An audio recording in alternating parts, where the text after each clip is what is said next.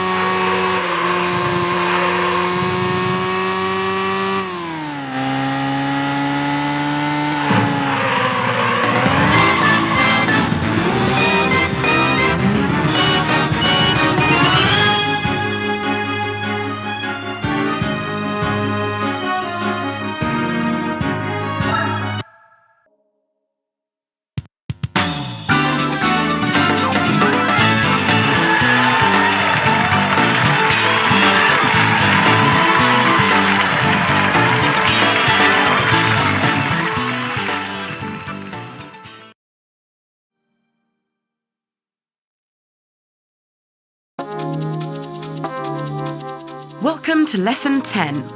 This lesson takes place on a segment of the long Grand Canyon rally course. Hopefully you got a feel for driving on a dirt course in Lesson 6. Well, keep that lesson in mind as you learn how to gain further control over the car. As you approach a corner, apply the brakes to lower your speed as if you were racing on tarmac. This time, however, the difference is in the details. The proper technique for driving on a dirt course is to tap the brake just for a moment as you steer. When you brake while steering, the rear tyres will lose grip and you'll feel the car move more towards the outside than it would with the usual amount of steering. This effect is known as a drift. Add some braking to your steering to bring the car under control. This is the most important dirt racing technique. Make sure you get a feel for it. Okay then. Best of luck with the lesson.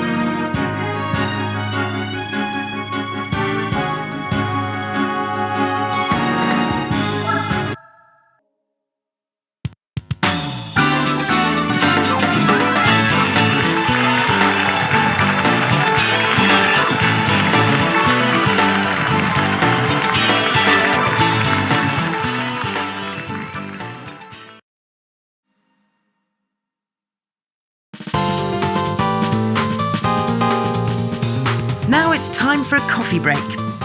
The coffee breaks are bonus stages that use the Gran Turismo driving system and are designed to give you a change in pace. You'll proceed to the next stage whether you pass or not, so there's no pressure. Cones have been arranged in a figure of 8 on the Gymkhana in the driving park. The rules are simple. Just touch all of the cones in the shortest possible time. You can start the figure of 8 at any point, so go for it. You don't have to knock over the cones, just touch them and they'll simply disappear. Enjoy your coffee break.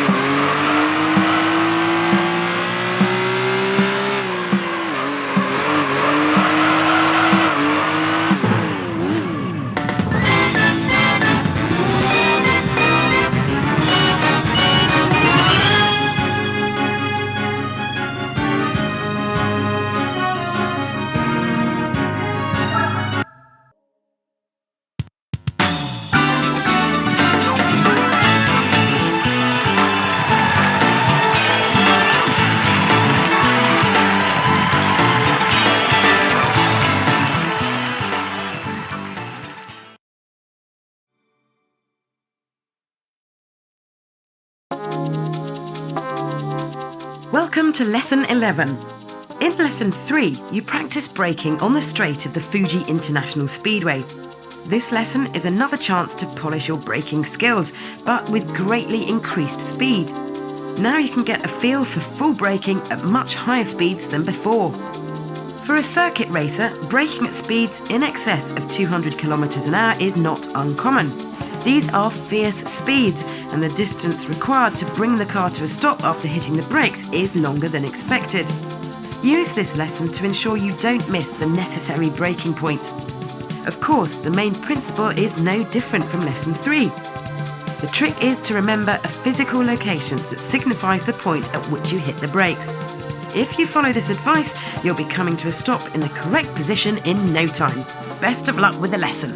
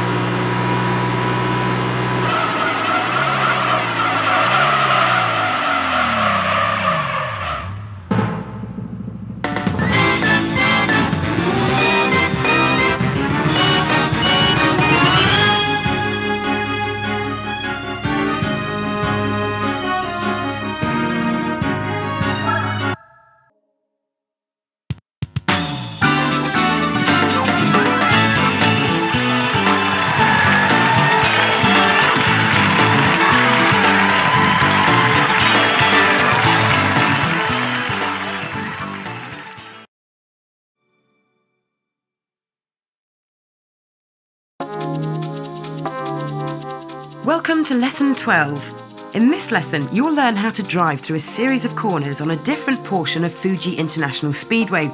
You'll be practicing on the B Corners, a section of track made up of 3 consecutive small bends. Take a look at the ideal line displayed on the track, and you'll notice that one of the lines through the corners does not follow the ordinary out-in-out trajectory. This line is designed to allow for the fastest possible exit from the B Corners. This will determine the speed with which you can take the upcoming final corner, and in turn the maximum speed with which you can enter the straight that follows. Racers consider the speed averaged over the entire course, not just the speed of individual corners. So in this lesson you can learn this too. Good luck!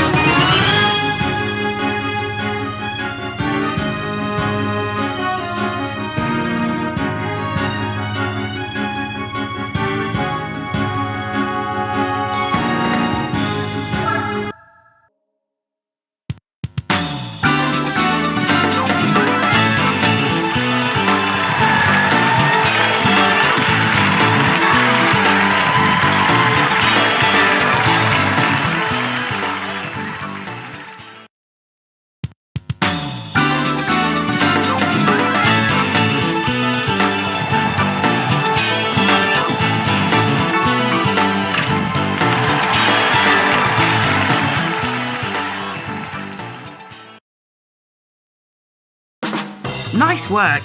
You've finished the orange section. Next, try your hand at the blue section.